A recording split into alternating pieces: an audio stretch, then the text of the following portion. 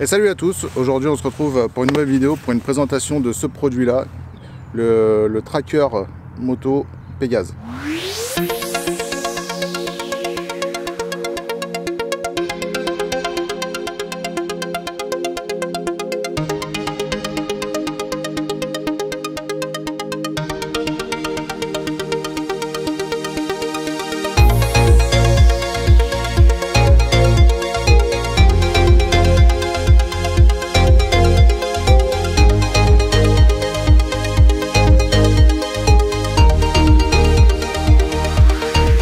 Alors dans cette boîte, vous avez le câble qui va relier votre moto au Pégase.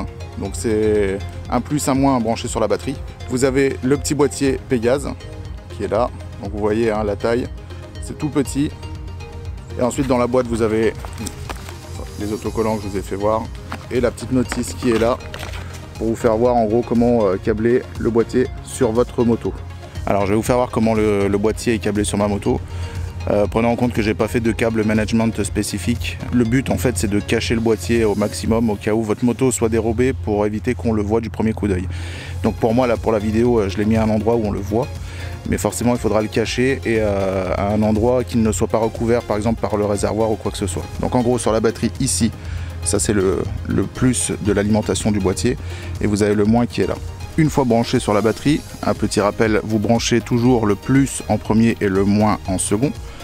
J'ai fait passer le câblage sur le câblage de la moto et j'arrive ici. Voilà, le boîtier est en dessous de ma selle. Le logo P bien vers le ciel, ça c'est une préconisation qui est donnée par Pégase. Et à partir de là, le boîtier est alimenté par la batterie de la moto et donc par l'alternateur quand la moto est démarrée. Voilà, votre boîtier est raccordé sur votre moto.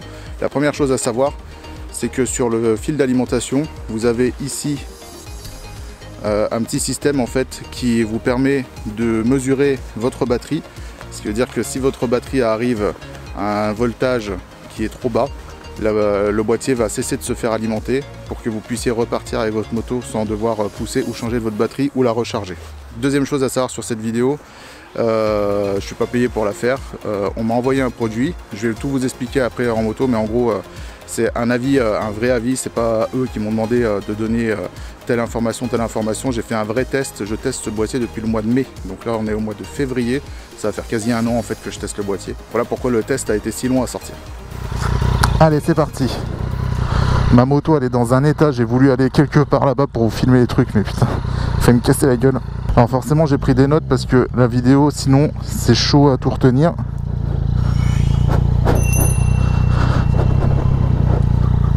Alors commençons par le commencement. Le boîtier Pégase a été conçu par la société SMT Performance qui est à Nantes. Ça fait un petit moment qu'ils existent, si je me trompe pas ça fait bien 2 ou 3 ans. Mais le boîtier à l'origine ne servait pas de tracker GPS à proprement dit. J'ai ce boîtier depuis le mois de mai 2019. Je suis rentré en contact avec SMT Performance, je ne sais plus par quel hasard. Et en fait on a discuté de tout et de rien et ils avaient besoin d'un bêta-testeur pour leur boîtier. Le boîtier est développé en France, l'application est développée aussi en France. Le prix est de 299 € et il n'y a pas d'abonnement pour faire fonctionner le boîtier. Là aussi je reviendrai là-dessus.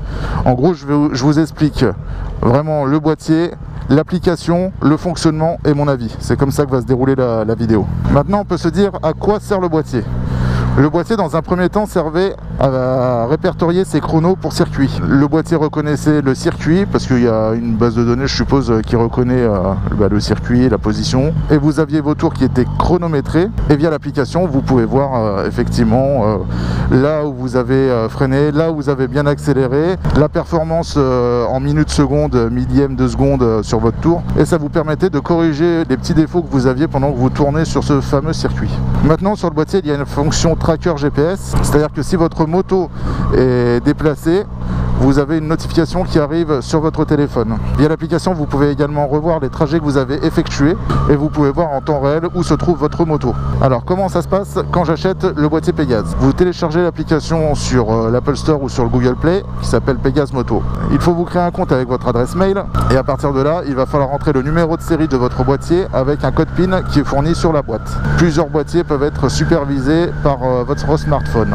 Une fois le boîtier raccordé sur votre moto, une fois l'application téléchargée, le compte créé, il faut aller rouler avec la moto pour activer le boîtier. Ouais, je vais m'arrêter dans un coin pour vous faire voir un peu l'application. Quand je dis dans un coin, c'est direct là à l'arrache. Vous ouvrez l'application Pégase. Vous vous retrouvez sur cette interface. Donc là, on voit la moto où elle est actuellement. Donc je suis vraiment là actuellement. Vous cliquez dessus. Voilà, vous avez la position exacte de votre moto. Ensuite, vous avez le bouton anti-vol. Donc là, l'anti-vol est inactif. C'est-à-dire que si voilà, je descends de la moto, j'active l'anti-vol. Voilà, l'anti-vol est activé.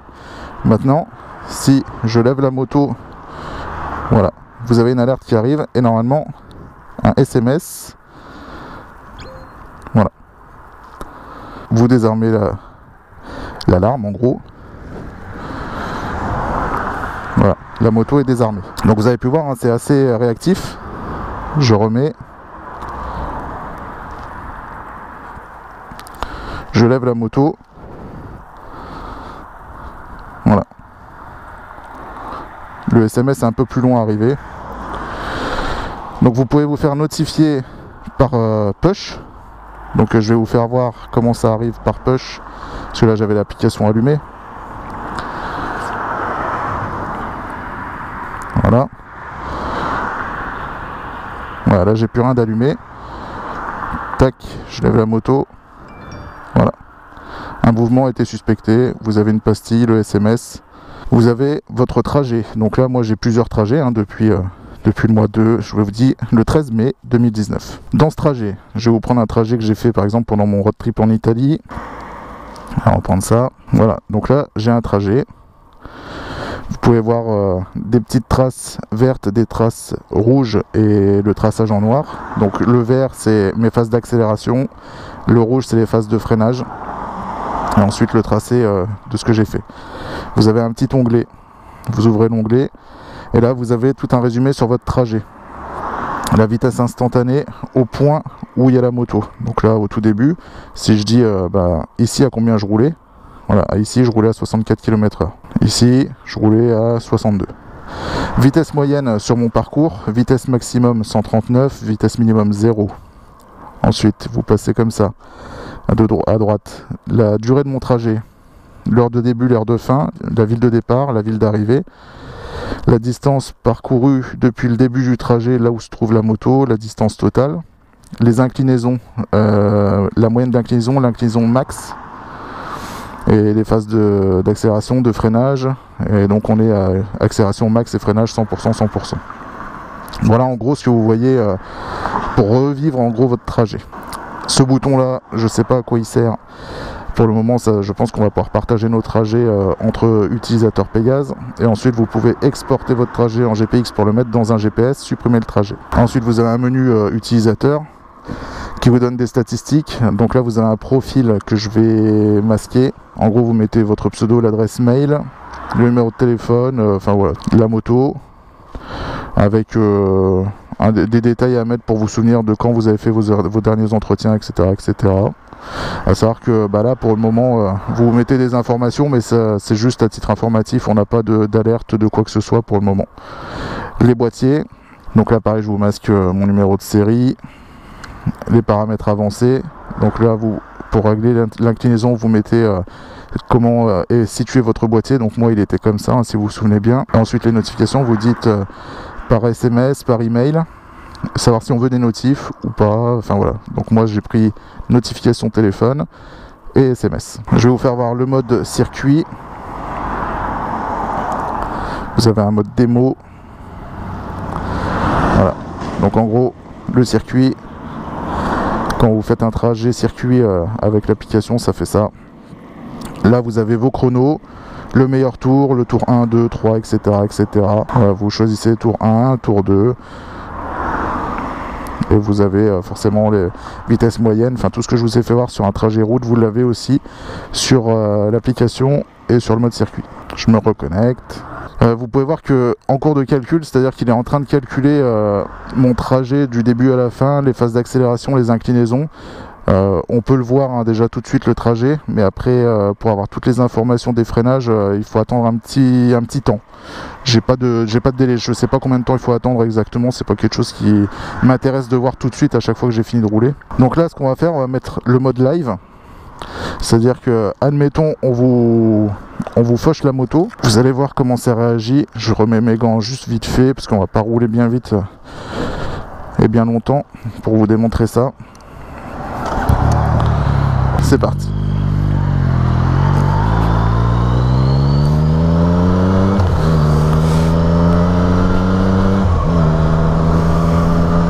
Voilà, donc là on peut voir la moto qui se déplace en instant T.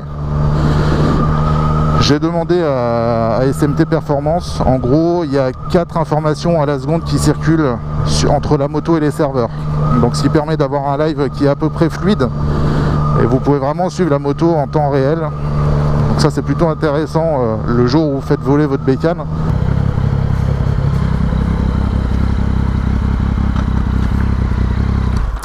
Voilà, je vais arrêter le mode live. Ok, maintenant on va passer au détail sur le boîtier. Il y a un truc qu'il faut préciser, c'est pour moi c'est un truc très important, parce que je pense que 90% des gens qui vont acheter ce boîtier, c'est uniquement pour le tracker GPS, pour protéger sa moto en cas de vol. Il faut savoir que le boîtier n'est pas un détecteur de choc, c'est un détecteur de mouvement. C'est-à-dire que si quelqu'un tape dans votre pneu par exemple, l'alerte ne va pas remonter. Donc moi j'étais face à ce dilemme là, je pensais que c'était un dysfonctionnement, mais au final c'est quelque chose qui est normal. Sur la démonstration que je vous ai fait voir, le fait de lever la moto, c'est en fait un mouvement qui est effectué, parce que le boîtier va rentrer en mouvement, et ce qui veut dire que si votre moto est sur la béquille latérale, la moto est un peu penchée, vous relevez la moto, le boîtier en fait fait un mouvement, ce qui fait que ça déclenche une alerte. Un choc, il n'y aura pas de mouvement, ou alors il faut que ça soit un très grand choc. Vous avez pu voir sur mon essai que la notification arrive assez rapidement.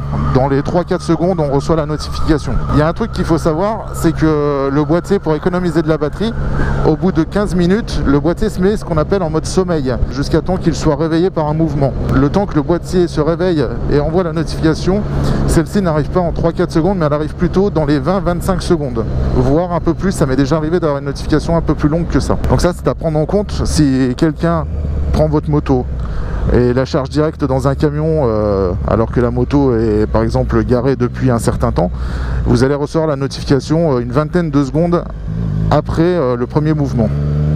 Et en 20 secondes, vous avez vraiment le temps de mettre une moto dans un camion et de vous barrer.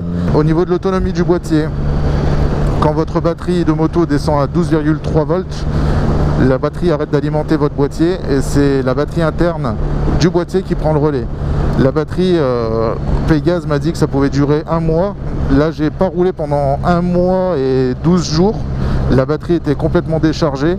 J'ai fait le test sur 10 jours. Au bout de 10 jours, la moto a forcément démarré. Hein, j'avais encore de la batterie, mais le boîtier aussi, Pégase avait encore de la batterie. Alors, je suis pas capable de vous donner exactement l'autonomie de la batterie interne sans le relier à la batterie de la moto.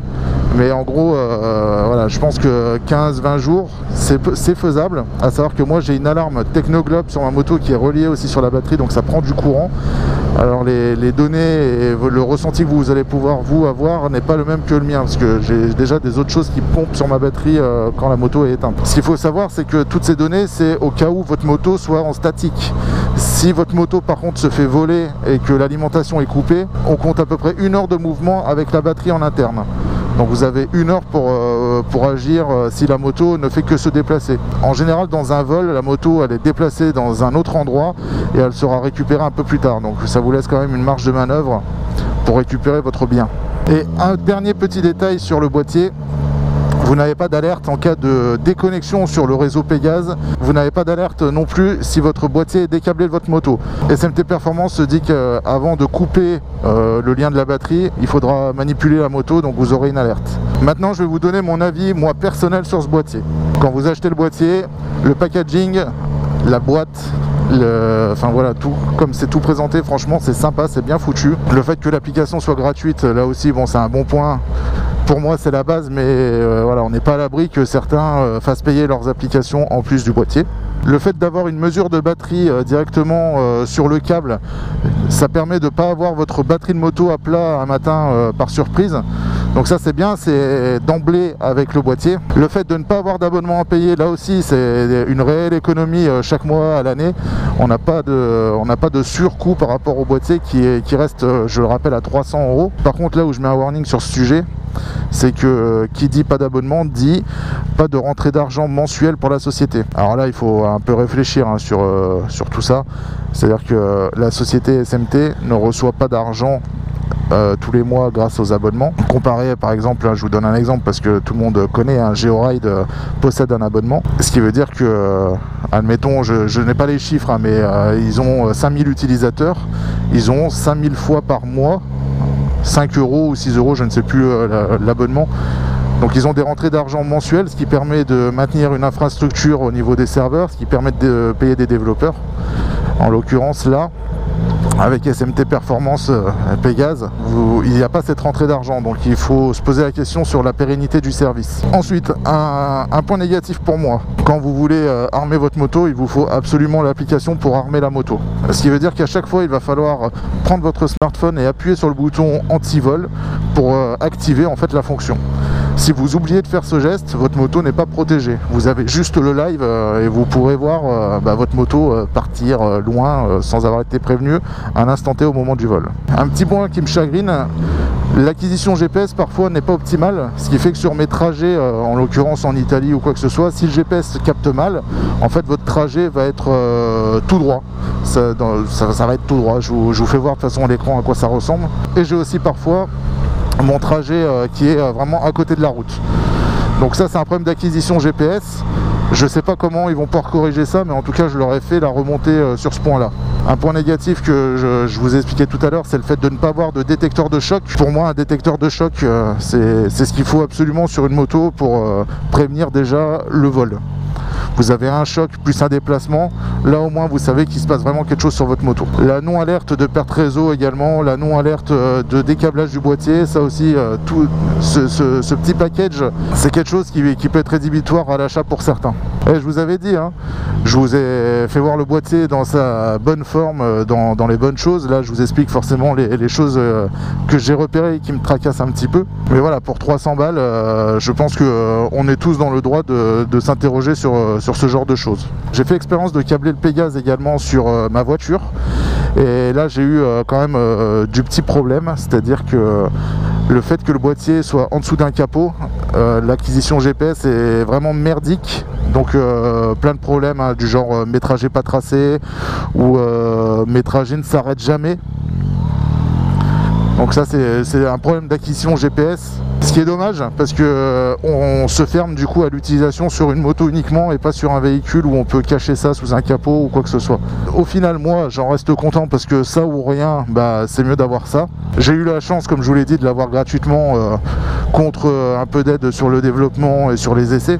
Après s'il faut l'acheter par ses propres moyens, il faut se poser la question et à ce jour sur internet on n'a pas assez de retours ou voire pas du tout sur ce produit.